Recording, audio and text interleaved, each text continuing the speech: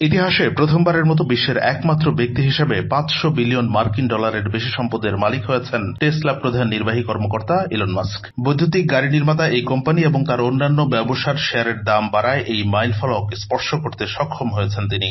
স্থানীয় সময় বুধবার দুপুরে মাস্কের সম্পদের পরিমাণ ৫০০.১ বিলিয়ন ডলারে পৌঁছেছিল বলে ফোর্বস বিলিয়নিয়ার্স সূচক জানিয়েছে। তবে দিন শেষে তা সামান্য কমে ৪৯৯ বিলিয়ন ডলারের সামান্য উপরে নেমে আসে। টেসলার পাশাপাশি মাস্কের কৃত্রিম বুদ্ধিমত্তা কোম্পানি এক্স এআই এবং রকেট নির্মাতা স্পেস এক্স এর শেয়ার মূল্য সাম্প্রতিক সময়ে বেড়েছে।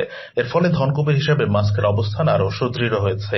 এসব সফলতাই তাকে বৈশ্বিক প্রযুক্তি জগতের প্রতিদ্বন্দ্বীদের চেয়ে অনেকটাই এগিয়ে দিয়েছে। ফোর্বসের সূচক অনুযায়ী বিশ্বের দ্বিতীয় শীর্ষ ধনী হলেন ওরাকল প্রতিষ্ঠাতা ল্যারি এলিসন। তার সম্পদের পরিমাণ প্রায় ৩৫০.৭ বিলিয়ন ডলার। গত মাসে ওরাকলের শেয়ারের দাম ৪০% বেশি বেড়ে যাওয়ায় একসময় মাস্ককে অতিক্রম করেছিলেন এলিসন। তবে মাস্ক খুব দ্রুতই তার রাজত্ব ফিরে পান।